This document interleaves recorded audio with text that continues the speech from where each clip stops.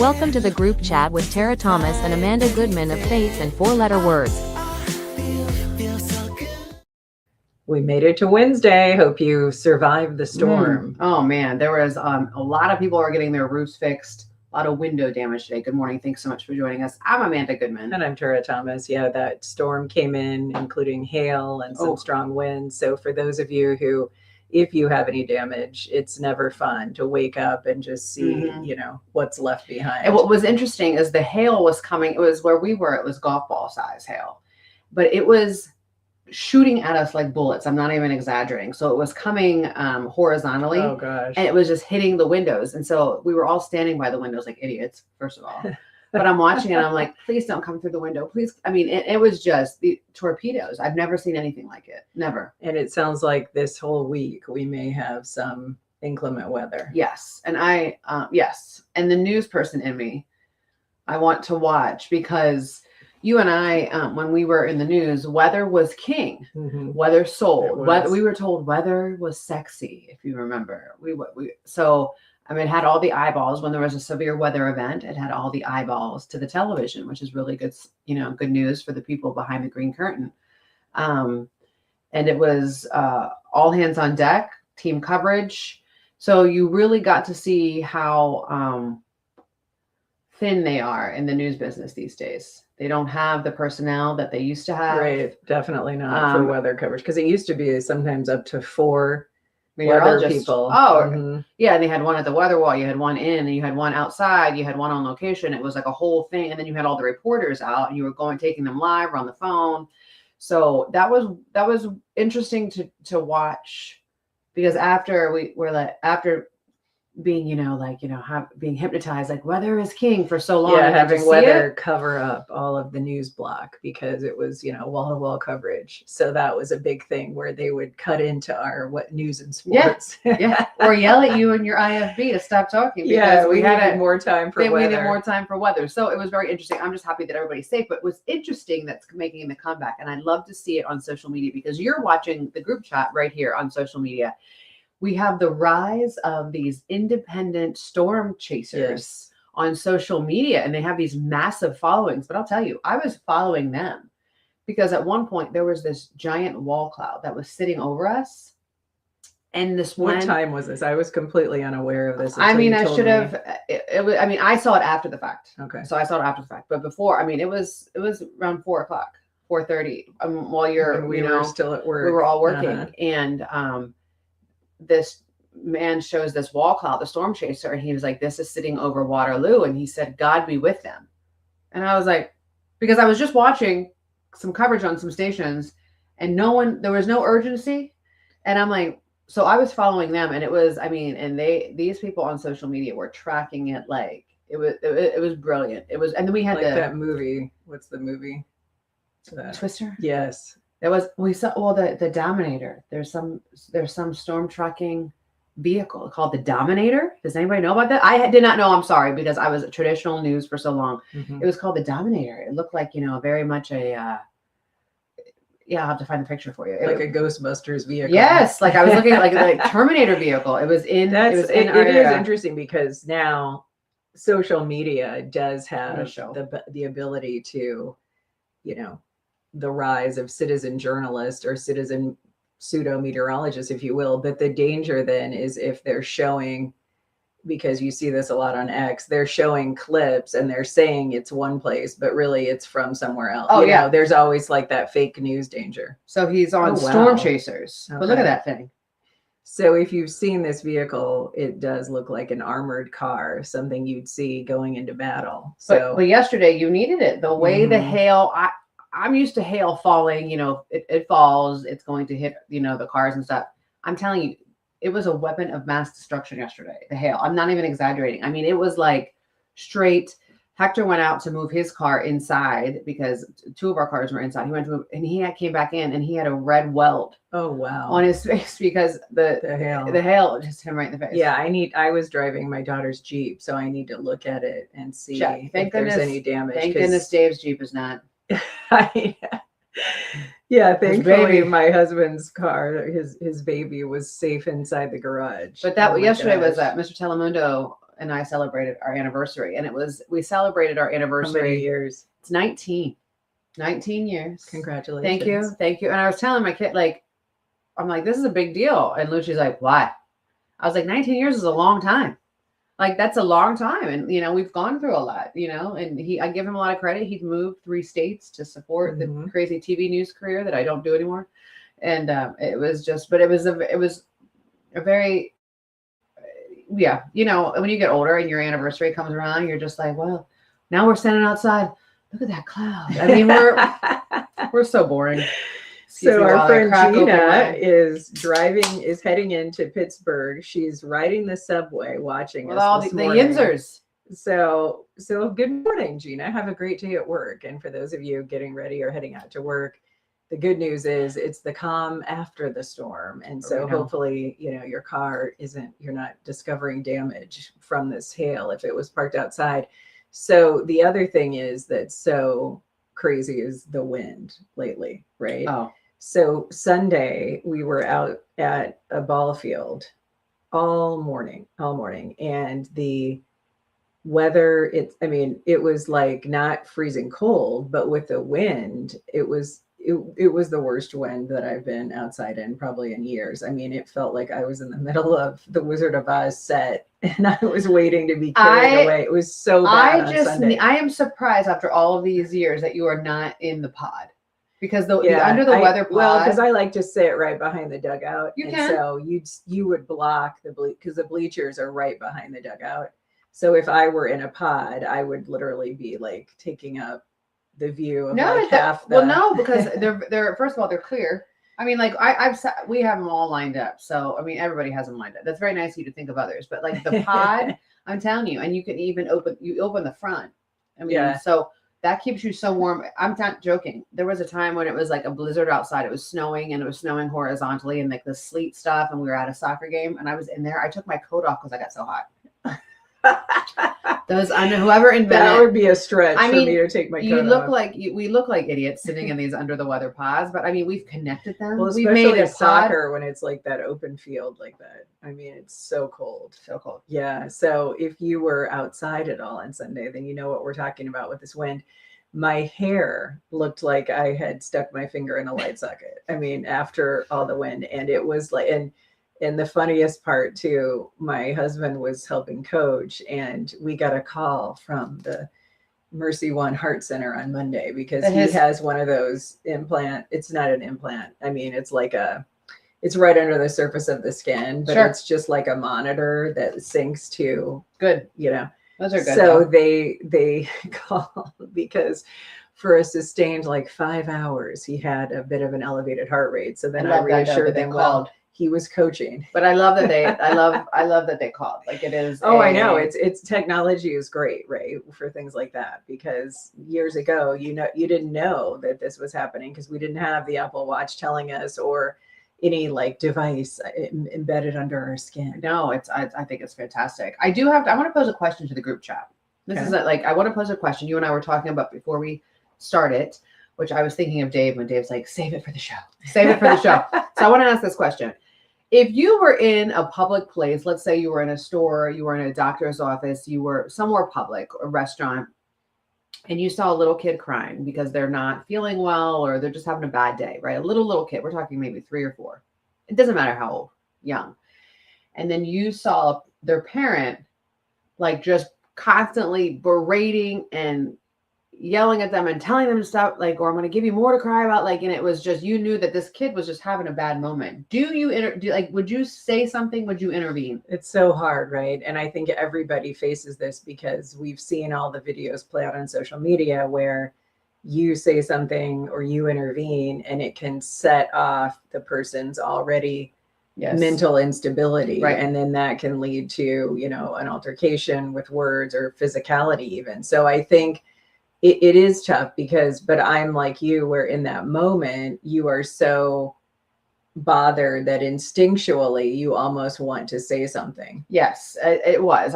There was a situation that was it was very heartbreaking. And I knew that this person, the parent, was very frustrated. Like I knew it, like, because we've all been there. We've all been frustrated. But I also knew what that little kiddo needed. Just pick up the little, like, I just wanted to say, like, pick up the kid, pick her up, you know. So did you say something? Yeah. And what was first of all, guy's response? He didn't respond. He acted like he didn't hear me. Mm-hmm. And I was just one of those, I was like, yo, you're embarrassing. I'm like, stop. Like, because I couldn't help it, because I'm just like, and I was trying to make eye contact with the child. But the worst part was, it was Arya, who's 8, was with me, and she was like, why are they so mean? Like, it's like, that's sad. So Arya was trying to, like, Arya was in a little wheelchair yesterday because she hurt her foot. So she was milking it for every second she could. But so she was like in this wheelchair, and she was like going over and trying to make eye contact with the child. And it was just so it was one of those moments. It's, you know, I'm thinking back, I'm like, should I have gone over to pick her up, or should I have told the parent, like, I understand you're frustrated? And it was a man.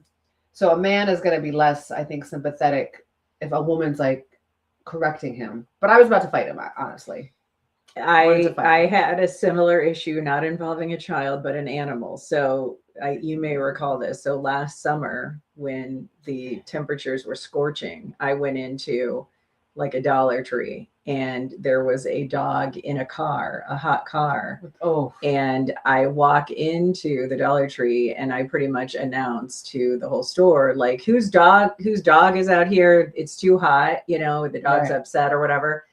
And at some point, when I like repeated it, I think, or wouldn't let it up, there was a guy then, older guy, who came up, and he was really upset, frustrated, and was just like, what do you mean? And lady, and blah. And I said, get the dog out of the car, or, you know, go out and turn the car on. And he tried to blow me off. And so I like literally had my phone out, and I said, well, I'm going to call the police. I mean, I kept going, you know. And so then he did finally relinquish his resistance to doing anything, and he did go out very upset. And it was one of those situations where, like, you, in that moment, you are willing to suspend the potential for negative fallout, because your first concern is like the well-being of, in this case, the dog, and in your case, a child. And so that's what's hard. It's like, with your, in good conscience, you know, good faith, you can't just say, oh,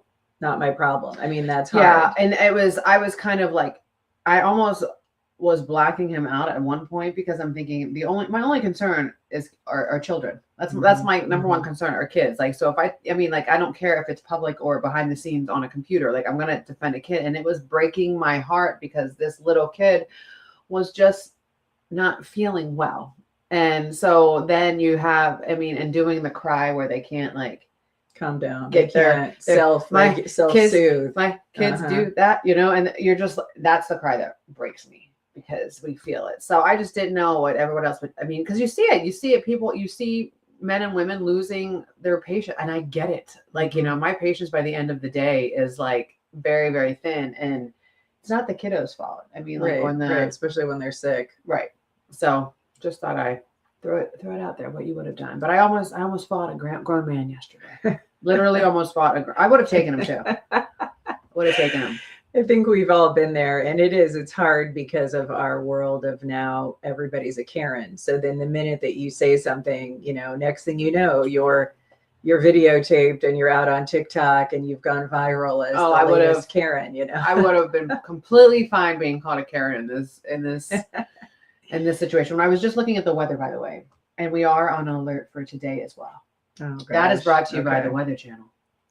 Well, the good news, I did have a couple of people ask, do you have a show this week? Because with the potential severe weather, you know, they were concerned about safety. And the good news is we do not have a show. We are on hiatus this week as well.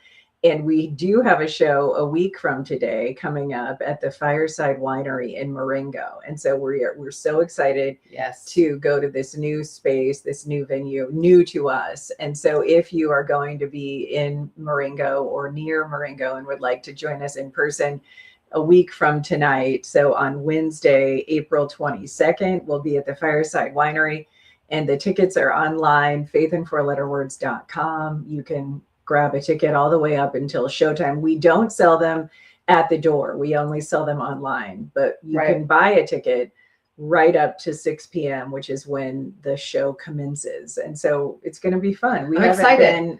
It's been a couple weeks. Yeah. I go through withdrawal. This is when I start, because I was like, we don't have another show tonight. Like, I kind of was really upset about it. I was like, we took a little hiatus, but I will say what we're really excited. I think it's our May 1st is our shared birthday. And we're really excited because another children's book. Another Grace book in this series. Yes, the series of Grace. So this is Grace is Not Bossy. And it is for all the little girls specifically. Now, the books are for boys and girls.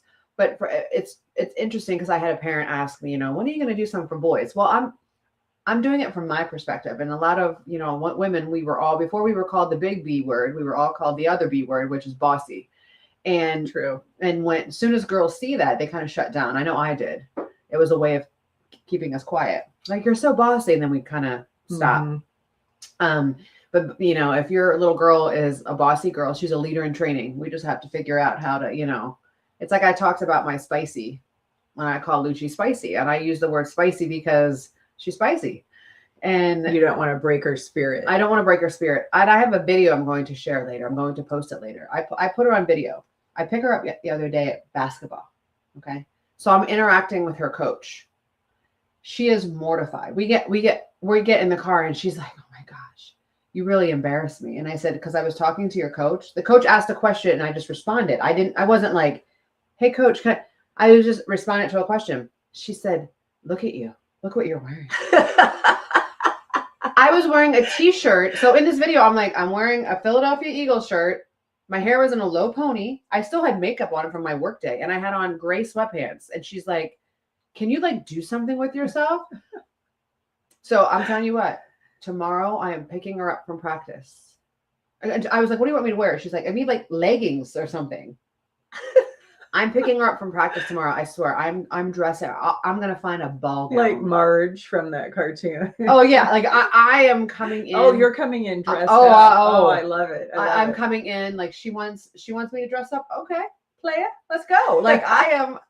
She was so, and then I'm sitting there, and then it made me sad because I remember I would never have verbalized this to my own mom, but when my mom would go places and she would be wearing something. I was like, oh God, and you remember, I think we all remember not Joanne though. Joanne was always like a dime. She was always, but you would remember, or my mom would say something and you're like, but I'm like, I embarrass you. And so I walked in and I asked my older two, I asked Nico and Gia, and I'm like, Gia, Lucci said I embarrassed her with my outfit. And they just both go like this. That's what she always looks like. That's what she always looks. So I don't know, clearly, when I morph into Adam Sandler. It's so funny. I know. And I didn't know that was a thing until you said that. And then I saw that people say you get into your Adam Sandler mode when you put on your comfy clothes, right. And once that's on, don't ask me to do anything. I've always been the person where I don't change into comfy clothes because then I feel like I might as well just change into my pajamas. You know who you remind me of?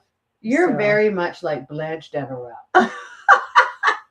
When you come over here and she's like, your comfy clothes are still very bougie. Oh my gosh, you remind me so funny. I feel like you would be wearing kitten heels around the house.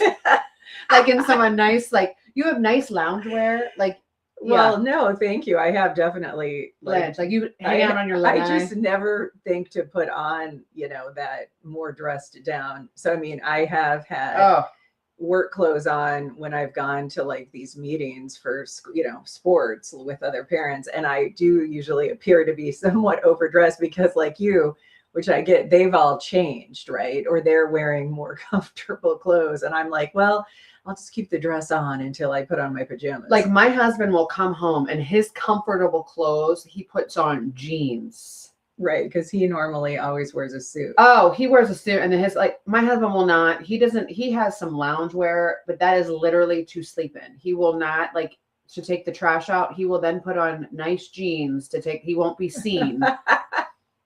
Because his family, he was raised as a dignitary because his father was in the military, right. And he was a high ranking officer, and then and I look like his I'm wearing comfortable clothes. I have sweatpants. I have some velour. I have baggy velour. That's awesome. A throwback to Juicy Couture, which have made a comeback. Oh, we're talking. They have those now in the stores. I look like, I am like I could have been like LL Cool J, velour with Kangol, Puma. Like I had this oversized with your stocking cap. I Oh, love it. but like That's good. yeah, though. but last night That's I your learned. look. That's your signature casual. You need to look. show up. Amy says you need to show up in a dinosaur blow up suit.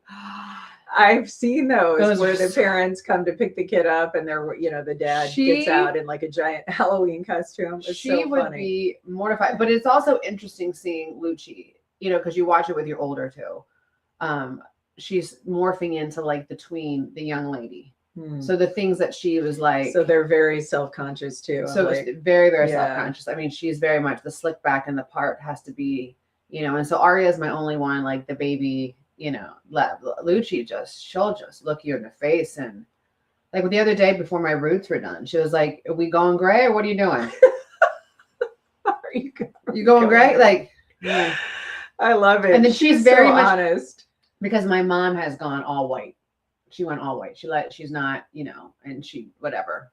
It looks good. Like your mom looks very good with her silver hair. Your mom's got like, thank you. Well, she was told when she started to go gray very early in her late 30s, I think, actually. That's how far back she started to gray. And her stylist, Fred, who was an excellent stylist, he said, if you dye that, you will lose those silver hues that will, it will dull them and they'll never look the same. And so she never dyed her hair. And so now it looks so good because she didn't dye it for years. But when she was younger, people would say that, Sarah, there's your grandma. I mean, oh yeah. Which now it's the color. Because so now people are getting their hair colored. Right. So that right. Like that color. So so your mom dyed hers for years. She's dyed her for okay. So my mom dyed her for years, and then she wanted to let it go. So years ago, she went gray.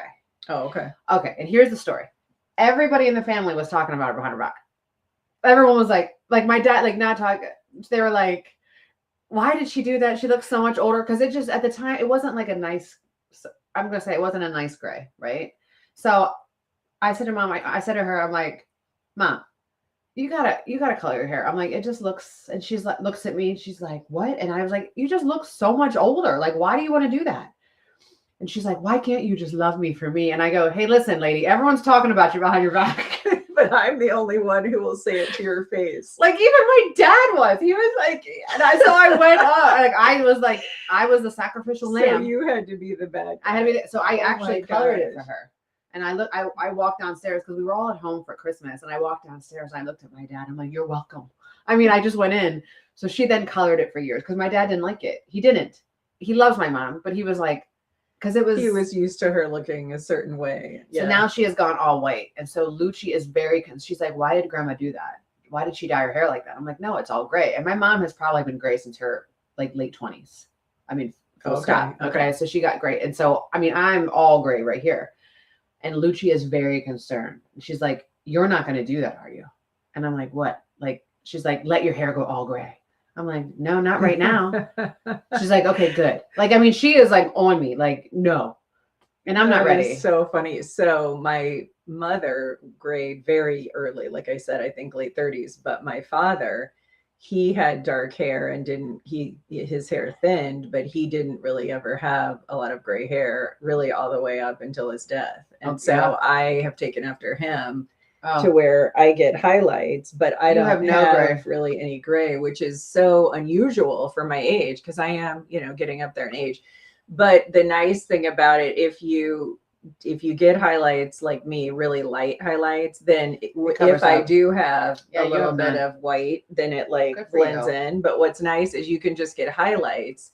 And you don't have to get like a full your head fully and you're dyed. A natural blonde, so you were blonde. But now definitely would be a lot darker. The dark shows through. See, I miss underneath. So I miss having because I was all blonde, very blonde. I was too blonde, and I miss that because it would cover up the gray. Yeah, it does. It really so now it does not. But like this is how. But your color looks good. Thank I like it on you. Thank you. This is. I mean, my natural hair. I was a blondie kid. But my natural hair is very dark. Yeah, mine has gotten a lot darker too. I have probably, I have like dark brown hair, but like the gray comes in and it's just a pain, but they do have the spray that you can buy I see those like the those toothpaste ads. spray. Yeah, the TikTok ads where they show the people that are like, coloring in it, or don't they have that like spray? Yeah, that you can do. You just go right at the root. But the best thing you ever can do when you find a really, really good hairstylist is you sit down and you just say, do whatever you think. Yeah. What do you think? And that's how mine is. Like I've been with her for years, Tina. And so it is nice because then you do trust the process and trust them. I mean, they're the experts. It's because it's an art. It's a science. It really is. It's a science how they're, mixing. Gina, your best friend from college, she just had a juicy tracksuit at Sam's Club on Saturday. Buy one. Please wear that. And she's going gray. And she did. Gina embraced it. She has gone, it's the trendy gray. And it took them hours to get her hair back to or lifted, to the lifted. Yes. And so it looks really good. So yeah, there's so many people that are embracing their natural evolution or their aging. And I think that and Gina can rock it with the nose ring and the gray. I mean, it's a gift when even higher profile people say, I'm going to be more natural. And I think of like Sarah Jessica Parker. She's embraced a lot of gray hues in her hair. And I think she's still a stunning older woman. And it is crazy though, how, like you said, there is something synonymous with graying and then somehow you not being youthful. I mean, and that's just a weird cultural reality. Well, but that's because so many people have dyed their hair well into their 70s and 80s. Well, and it's kind of like let people do what they want. It's kind of like the whole thing that people expect you and I to have like these really short haircuts because we're over the age of something. If you're over the age of 40, they want you to chop your hair and you're supposed to have a page boy. Yeah, like I don't want to have like. Do you remember like everyone? Oh my gosh, it's true. When I was in college, do you remember when like Monica on Friends? She got the short haircut. Well, she had the short haircut because they messed up her haircut behind the scenes. So that's why she had a short haircut. I got my hair remember when it was like, so she would have it like this and it was like super short and there was nothing in the back. Oh yeah. That's how short my hair was in college at one point. Yeah. Well, me too. Working at post college, remember? Because I went to that Seattle stylist who was all edgy. Yeah. And wanted it to be really spiky and short. And I looked spiky. Yeah. When he did it, it looked Joseph. It looked, presentable. When I tried to do it, it looked like a mushroom cap. And people were emailing. No, sorry, not email. We didn't have email. They were calling and writing in like the receptionist. Yeah. They were writing in saying how it looked so bad that it looked like, and horrible, even the station receptionist was like, is there anything you can kind of do? And I was like, I can't style this. I'm so bad at styling my own hair. It was so bad. I need to find a picture. I know the haircut. Like I think some of my sorority sisters still have these pictures for bribery because it was so bad. But you have to remember also when I was a freshman in college, I had like the bob. I had the Rachel. I tried to have the Rachel haircut, which we all know if you're old enough, the Friends, the Rachel. Yeah. Well, I wanted to wear my hair curly. And so I go to this place in Slippery Rock, Pennsylvania called DeBacco's. And I asked for a perm. In 1995, I asked for a perm. So they perm my hair. My hair comes out like this. My hair is this big. I'm not joking. My hair is this big, right? So then my hair kept going like, you see me, I know I'm not supposed to do this. I play with my hair. It kept going in my face. And I said, can you shorten up the sides? I meant like, will you layer? I said, will you like. So then it looked like a poodle. No, let me tell you what they did. She goes like this. The lady goes, yeah.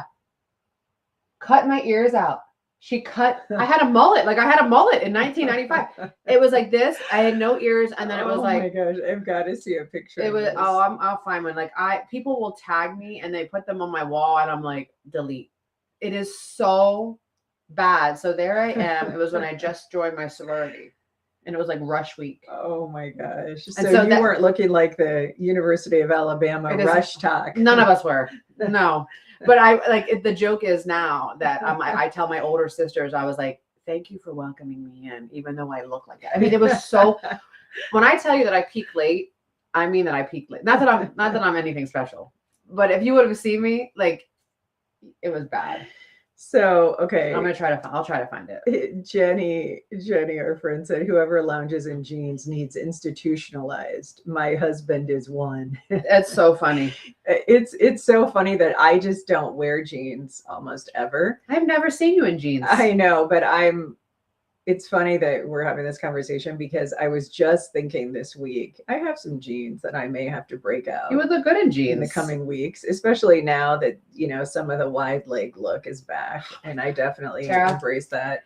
Those one jeans that I have from American Eagle, you would love them because they're so soft. I could possibly, I was wearing them yesterday. See, the thing about American Eagle, all you tall. They have tall though. They have long. So I was gonna say you could never buy it in the store. Longs. No, they have longs. No, I know, but I'm just saying, like they literally don't sell longs in the store. You have to order everything online. Get them online. I Their shipping is very fast. But I hate that because it's sad that the tall women should be able to try stuff on in person, just like the smaller stature people.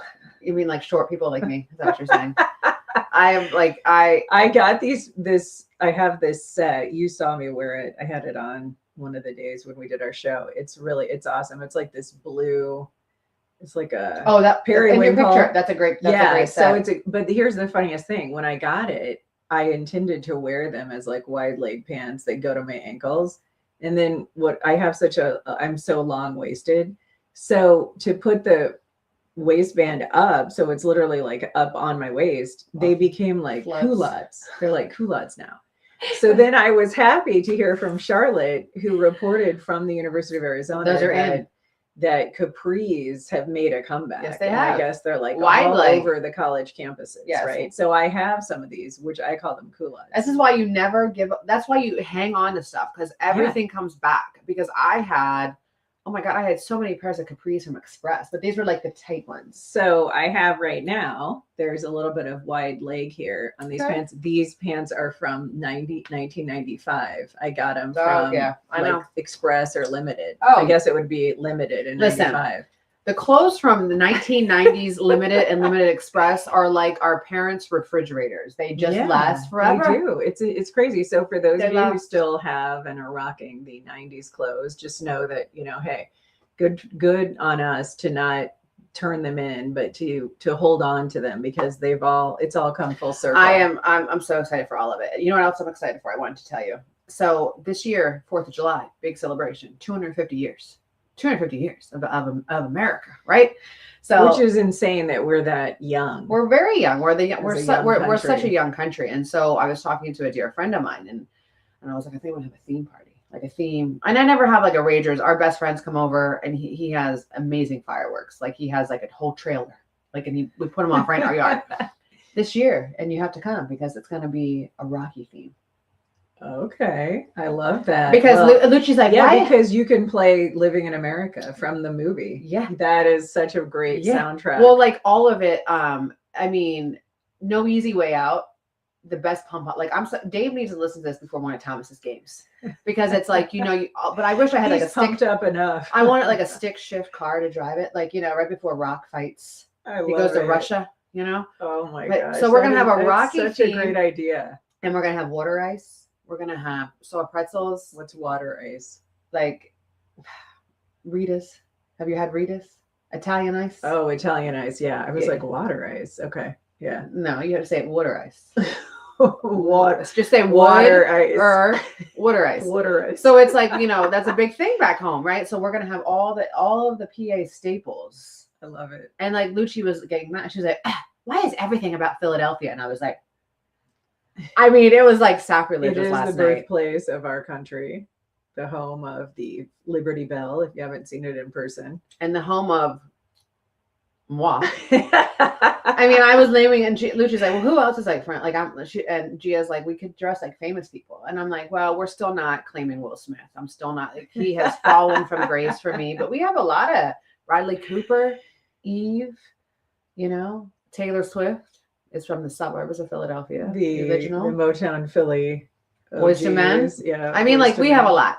So anyway, I think that's a great idea. I do too. I think for like a good theme party, like old school, and I'm gonna make it like, the old street parties that we had. And make it like that. And so people can have a later. Stickball between the tenements. Yeah. we played stickball. I could, fling the rat. I never played fling the rat. I've heard stories about people who play fling the rat. Oh my gosh, that is so bad. No, but it true. it was going. You would have like these parties, and it would be separated by blocks and stuff, and then you'd have like the string lights would be over top the lights, and then you'd have like the Italian flags like hanging, and it was just you just felt like it was like it's a nostalgic memory. When you look back, as they often do now on social media, and they share video clips. Oh, you made me sad. The that 90s. One. I mean, on TikTok, they have all these like throwback, clips from our childhood, toys and montages. And one trend in particular that is very fascinating is they show women of all ages during the 90s, for example, and what we considered beauty, what our standards of attractiveness were, and how they've completely been upended by all the facial distortions of celebrities. And so they were saying that if you look at like the classic, 90s beauties, it was women who were natural. I mean, they didn't have all the things that we now have evolved as far as beauty standards. And I mean, we always talk about it. We're guilty of embracing some of the change. So for example, when you look back at us in our 90s, we didn't have eyelash extensions. And so we didn't have eyebrow wax.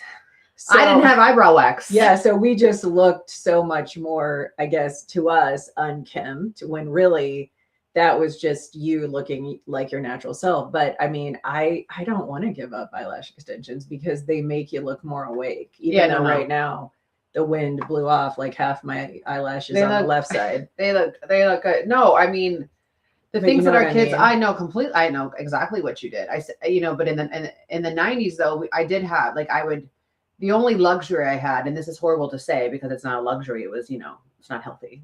Tanning beds. So I would go tanning. Oh, sure. And my father was very much like, he was the one that would pay for us to all go tanning because he would be like, you guys look too pale. And my dad, such a Sicilian, like, you're like, go get some color on you. You look jaundice. Like, you're like, so my dad would pay, like, I thought at one point we would have had a tanning bed in our house, right? Like he was obsessed with it. So, but we didn't have anything. I mean, you look at my eye. I mean, I had very bushy eyebrow, and I had a mustache. I had a mustache. I'm not. You are Italian. I am Sicilian. So I had a mustache. My grandmother had a mustache, and so my dad took me. I told my dad, I was like, I have to get this. I would used to get it waxed all the time, and I had a goatee. Like I would have to get it. I would have to get my whole face waxed. But I would go to the nail salon, and they would wax it. And you know how embarrassing that is because they would wax you right in the middle of the room, and then I'm like, there I am. Like as a teenager, getting my burly face waxed off. It was very embarrassing. So my dad finally took me for electrolysis. Okay. But this was in the 90s when they didn't have a numbing cream. It was no numbing cream, and this stuff hurt. I mean, it was awful. I cried because my dad would be like, I don't know why you want to do that. I don't know why you want to do that. Your grandmother doesn't do it.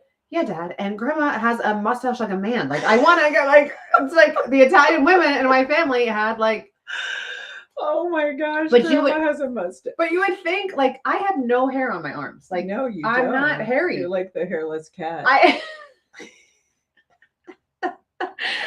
Look at that. I know. I don't. No, see, I don't. I do, but it's so light, you really can't. But you would think that I would. You would think that I'd be burly, like a burly man, by the amount of So no, but now I have, and occasionally I have to take a razor to it.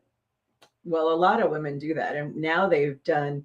They used to call it shaving your face, and now they have now they have microblading and exfoliating, the modern terms. Yeah. And that woman from Shark Tank, Barbara Corcoran, that was her thing, is she said, you need to shave your face before you're on television. And so a lot of women do find that exfoliation or the microblading where they take the peach fuzz off. Yes, it does. Then the product soaks in and can really, and I will tell you, your skin better. Your hair does not grow back thicker or faster. No, when it you doesn't. Because I've done it does not. Trust me. Microblading. And not microblading. What's it called?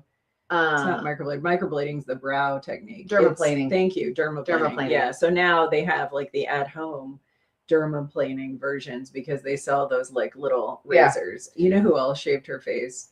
And it's funny that you said Italians. Is that Carolyn Caroline lady from. That's Manzo. Yeah, that's exactly. So she's the reason that I shave my face. That's so funny they mention that, because she would be in the shower and she was like, "Oh yeah, Albert caught me shaving my face," because she's Italian, facial hair. So when she did that, I was like, because I was tired of going and getting my face waxed off, and because some of it grew back from the electrolysis from the 90s that didn't work. So I would, like, every day. And normally I used to do it. I am very, like, I didn't want my husband knowing that I did that. Now I don't even care. He comes in and he just looks at me. He doesn't care. Like, I'm in there like shaving my face. Like in Mr. Mom. Oh, it is. And like my kids look at me and then they want to talk crap. And I mean, Lucci, I'm like, you're getting that stash too, kid. These jeans are strong. Like, you. So I have had multiple treatments of that electrolysis, the laser hair removal on my underarms, and it's amazing. I mean, once you have, and I thought, I do not have high pain tolerance. It didn't hurt at all, but I've been told that there is a direct correlation with how dark your hair is to how much it hurts when you get the laser applied. And so because I do right now, they're like colored in, but I have really light eyebrows. And so my underarm hair, I'm assuming, is lighter. So the way that they do this is they just put that like jelly on there. And then when they apply the laser, it doesn't hurt at all. I mean, that's good. Crazy how much it doesn't hurt, but then it barely grows back. When it does grow back, it's so minimal that it's one of those things that I thought was worth it, because it's just one less thing you have to do. Yeah, I can't do that laser to my face. It would hurt so much, because I had a laser. So I got a tattoo on the inside of my ankle when I was 18. It was the first thing I did when I went to college. What tattoo? Well, okay, don't judge me when I say this. I was for my sorority. And again, you had to pick something on the wall, right? We didn't have Pinterest. So it was for my sorority. So it was a dagger and a rose. A dagger? Oh my God. It was a very feminine dagger. Guns and Roses. It was I was watching Teen Wolf then, like the movie Teen Wolf. And he was like, never trust a woman with a tattoo of a dagger on her body. And I was like, so my mother also told me, if you ever get it. That's where you got it from. No. I was like, regretting having it after he said that. It was for my sorority, because I'm a Kappa Delta, and the dagger means bring death to all things which lower your ideals. And I loved it. And it was a very feminine and had like a rose wrapped around it. It was still a dagger. It was on the inside of my ankle. My mother told me, if you ever get a tattoo, I will burn it off with a match. She was probably not joking. So anyway, I hid it for 2 years. They saw it. And then I was interning at the Pennsylvania Attorney General's office. The women were very, very, these classy women with these suits. And I realized no one had a tattoo on there. Because this is back in the day. We weren't getting them hidden, like tiny ones, where they weren't like these trendy things. So I didn't want it. So my dad took me to have it laser removed. No. Oh, I can't imagine. That was the worst pain of my life. It was horrible. So it faded. And I ended up getting something else over top of it. I had to get it covered up. And I got it for a row, like this pink flower that represented. It was an Italian flower, and it represents like my uncle who passed away from pancreatic cancer, and I have a rosary attached. Okay. But underneath this, and I don't like it. No, I like it meaning, but I don't want it there. Like, I wish I could have it taken off. I want this whole tattoo on my ankle taken off, because that's why I don't wear like short skirts. That's why I don't wear a lot of dresses. If I do, it's long, because I don't want that tattoo, because I feel like I should be like at Venice Beach pumping iron, like, slamming like, Budweiser and smoking some Marlboro Reds, right? Like, I just don't like it there. So you want to get that off your ankle? I do, but I know it's going to hurt. Like, I love the rosary part, but like, it's just so when you got, so that's how big the dagger was on the the dagger was like, it was smaller. Okay, because I was gonna say, I don't know how your parents didn't notice that for 2 years. I covered it with Band-Aids for 2 years. My parents have a pool. I had Band-Aids on, and one of my neighbor, who I love, is like, I used to babysit for her. I love her. She's one of my favorite people. She knew about it because I told her, because I was too afraid to tell my mom. And I covered it for 2 years with Band-Aids. And my mom's like, what did you do to your ankle? And I'm like, cut myself shaving. And my mom's like, I can't wait to see this cut. It must be a hell of a cut. And my brother's like, oh, it is. Like, so my mom goes and has a hysterectomy. She's in the hospital. My dad had known about the tattoo, because he's like, he finally caught it. He's like, you better cover that up. like, we're going to visit your mom. I go, she's just had surgery. She's in a bed. She won't see. It was her day to walk. Oh, I had the biggest case of pigeon toe that day. I was like walking with my foot in the inside, so she wouldn't see the pigeon toe. She was so mad about that tattoo, and that's why it's so funny. Oh my god! And then I get more. I have like 17, I think, tattoos. Then my mom turned 70. She got a tattoo. Wow! And it was like faith, and it's okay. And you were shocked that she. Well, I was like, okay. We made a big deal for decades about these tattoos, and she's like, well, this tattoo means something to me. Well, all of mine, like, yeah, it's interesting how something culturally that was not a norm, right, has now been embraced to the point where at every water park, it's almost impossible to see somebody who isn't tatted up. I love tattoos. So different, but there's certain, like, I hate the one on my ankle. Like, if anybody knows anybody who does a really good painless tattoo removal, put it in the comments. Please let me know, because I'm literally serious about it. It's the only thing about me that I'm self-conscious about. That's it. I am. Okay. I hate it. I absolutely, because I'm thinking people are like, okay. Yeah. You know what I mean? Like, I just feel like it's just not me. It doesn't look like me. And it is interesting, as we've talked about, right? The things you care about or think about when you're young. I just know that there are so many people right now who have tattoos from 20 years ago. And they're like, why did I get that? Our whole generation. I mean, I have a tramp stamp. I don't care about it because I don't see it. Right? And I don't wear a 2-piece. I have a tramp stamp. Lord knows what that thing looks like back there. What is it? It's a cross. And my mom's like, I was bent over coming home, like, and she's like, oh my God. And she's like, what is that? And I go, Mom, I wanted to get it. I said, I wanted to get it because I'm religious, to honor being a Catholic. So and she goes, on your ass? Like, she's like, on your ASS? And I was like, okay. Like, okay. So yeah, it is right above. So when you're bent down, kneeling. I bent down, was getting the thing, and she sees the cross, and she's like, for God's sakes. Like, it was. No, I'm saying that's when you can be, your holiest is when you're down, like, at church, right? Praying. Hey, listen. It peeks out from under the jeans. But listen, you have to understand something.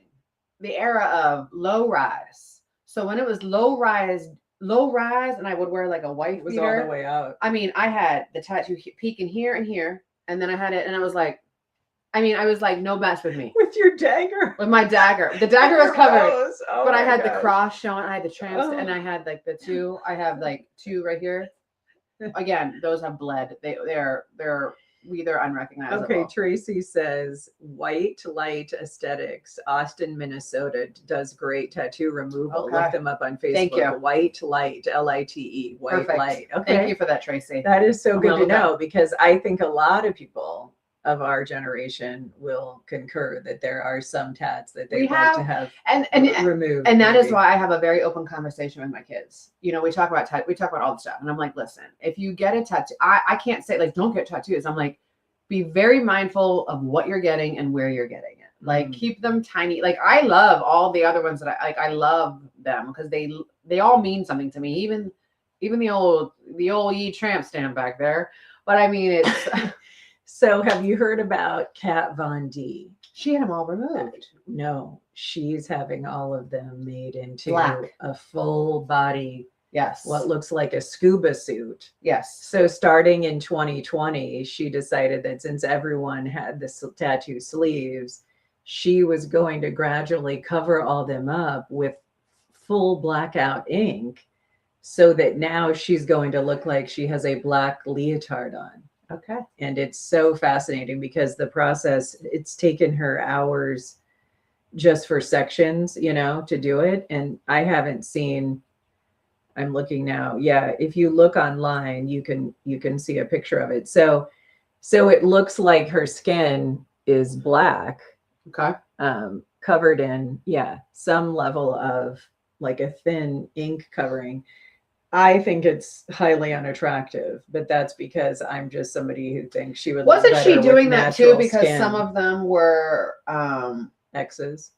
No, or like, I think that she found God. I feel like I read something that she found God, and some of them were not demonic, but she just thought it wasn't I think Christian love. that's what I thought. Okay, I maybe thought you're right. I didn't read. She didn't get the cross. She looks on her like a tramp young stamp. Lisa Marie Presley. She does, don't you think? Yeah, I think the way she's she dyes her stunning. hair, I do too. I think she's should. absolutely. But stunning. I think it's sad because if you look at her skin, she has that just very beautiful, almost like China doll, Snow White skin. milky, complexion. And so I think all of her body without all those tattoos would look really good with that complexion. Yeah. So, but yeah, I mean, it's a publicity thing at the minimum, because I knew about it because it's been getting coverage in media. Well, maybe I should black out the tramp stamp.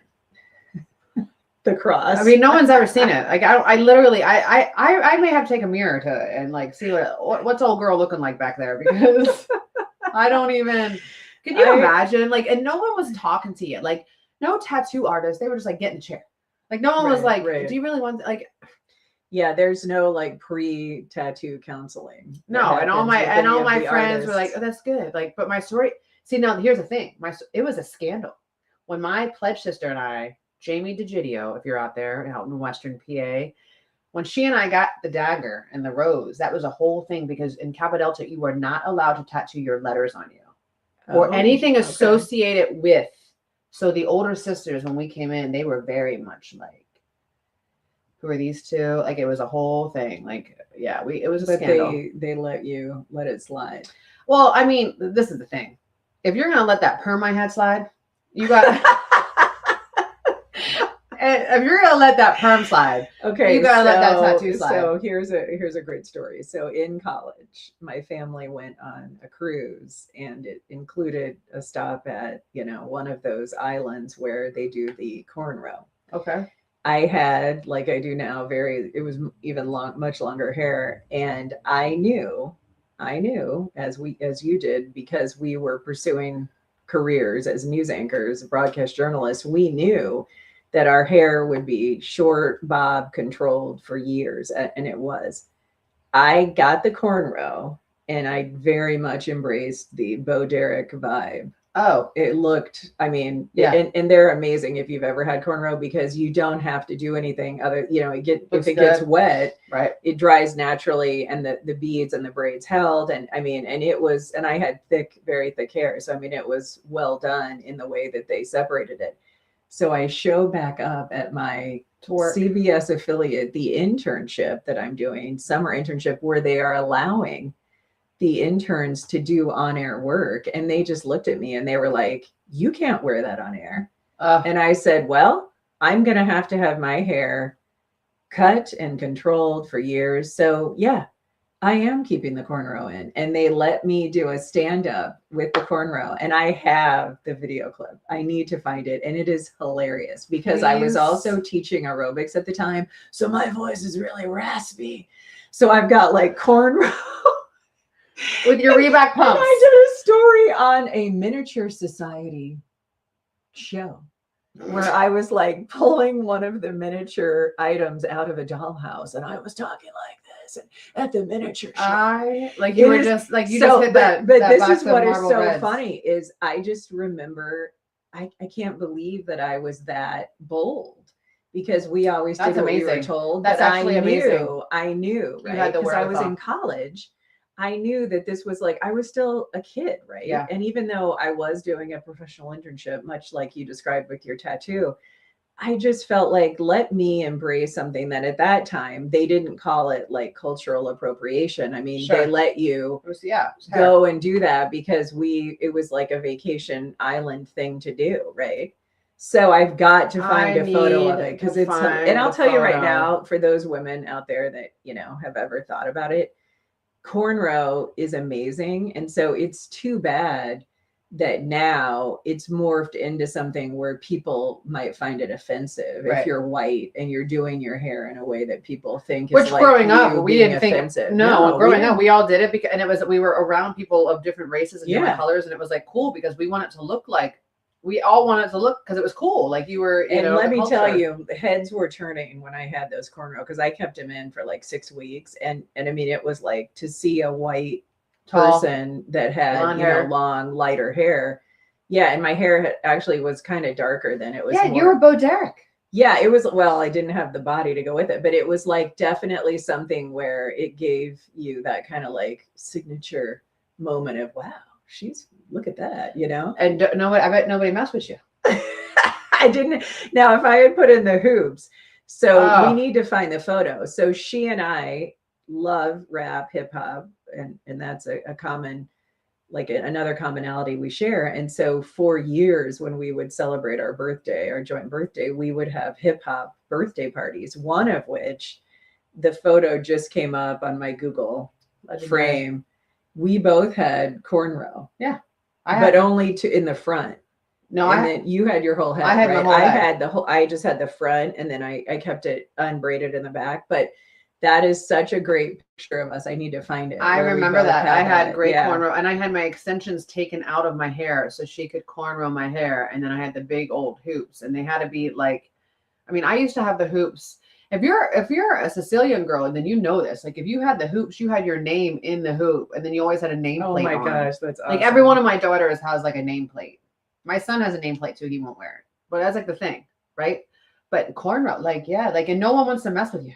I need to find it because it's such a great photo. I mean, I have so many. Those parties were legendary. Photos of us, yeah, and we had so much fun, and that's how we came to know and meet our friend Tyler, who is now no longer a DJ, but he was a DJ who really focused on that 90s the vinyls, R&B and hip hop that we absolutely, it was the soundtrack of our lives, right? And so to be able to find somebody that had the 12-inch record collection to spin, we had him come to multiple parties, and you had a friend, DJ Hoove, who DJ'd one of them too. Or was that our show? He does a show. He's done my part. He's done our parties. He's done, he does Abbey Road Entertainment, and he's fantastic because he knows all of the songs. It's like that's why if you're in the car, if you like old school R&B, hip hop, things like that, The Fly on Sirius XM. Oh yeah, that's a great throwback station 50. Yeah. So the other thing that, you know, we laugh about is when you think back to those 90s, for us, we had an under 21 dance club. There was that signature dance we did where we would like swing our hips. And it's so funny because as soon as you see or hear one of those old school songs, like a video, you know, it just takes you back that we did have our own style of dance, even though it's not like the 60s or 50s were synonymous with like, you know, the twist or specific dances, but we did have our generation some signature moves. I think too, like for me, like I was never like, I think I danced like a dude. Yeah, I think like we're all like we're just like did that. You just do the head, like before anything else moves, and you're just sitting in the, we did, everybody from our generation knows how to chair dance. Where you're just sitting in the chair and you just start. That's so true. And then your hands just go right, and it's just it's. Oh my gosh, I've got to find this photo with the cornrow. It's so good. Oh, the blonde hair, so good. We had. Oh, I found it. Okay, I'm gonna send it. I'm going to send it to my email so I can pull it up here and show everybody. So, ew, look at me. I know you look great though. I look like I was celebrating too much with the libations. I probably had Mad Dog. Okay, I'm going to pull up this photo. So for those of you that are just joining us, we wanted to remind everybody that if you are interested in seeing us in person, we're going to be back at Marengo. Oh my God. At the Fireside Winery. The smoky eye. I'm hitting you with the smoky the eye here. And we need to mention our sponsors. Do you want to give a shout out to our sponsors? Thank you to Azalea Lane Boutique. She's got the nicest stuff for spring. Make sure you check it out. She is wonderful. She loves to empower women. All of her clothes, hit her up, azalealaneBoutique.com. Also, Splendore, the medical spa. We want to thank Splendore. She has the Fountain of Youth there. There's a procedure called Sculptra, and if you're not into like stuff, this stimulates your own collagen. So you're not getting any filler in your face. You're not going to look like, you know, a cat. It's you, just a more refreshed, younger version of you. Tara is working on this picture right now. We always had a joint birthday party. We have to get back into it. And we had an old school hip hop R&B party. Oh my gosh. I don't know why this isn't coming up. I downloaded it. And So one of the parties, we dressed up. We had our hair in cornrow. We went. It was a theme party. It was always a theme party. It was always a big hit. Yeah, we may have to show it another day. It's okay. Yeah, we'll pull it up and show it on Friday. So, yeah, back to our sponsors. If you are connected to or know of a business that is all about empowering women, we'd love to partner, to chat, because it's really been amazing for us to have that support of some women-owned entrepreneurial pursuits like Liz. Yeah, with Splendore. Yeah, the spa. Great. Well, it's 8:00 already on this Wednesday. We made it. We're almost midway through the week. The 4-letter word today is bold. Go ahead and be bold. Do whatever sets your heart on fire. Put your feet down, 10 toes down on whatever you believe in, and stand on that. Just be bold. Or with your eyeshadow, or with your perm, or with your tramp stamp. Be bold. Do it. Our verse of the day comes from Psalm chapter 145, verse 18. The Lord is near to all who call on him, in truth. So be your authentic self when you approach God. He knows you, the ins and outs, the good, bad, and ugly, and still loves you regardless of how you come to him. So you don't have to be cleaned up and perfect. You just have to be your true self and be able to receive that blessing of peace that comes when you're going through struggles, and it's been, for me, it's been a time to really lean into God, because I'm going through a lot in my life of not knowing what job, is to come for me. And I mean, the stresses of that. And so the human side of me gets upset, and I will vent to her. And then, it's just good that you can talk to people about it, but also just rest in your faith and just take comfort in knowing that God does have a plan for you. And at the end of the day, if you have your family and, for some of us, our health and the things we take for granted, then we are rich in that respect. Absolutely. Make it a great day. Stay weather aware out there. We'll see you Friday. Have a great rest of your day. The group chat is brought to you by the empowering staff at Middle River Cabinetry, Splendore the Medical Spa, and Azalea Lane Boutique.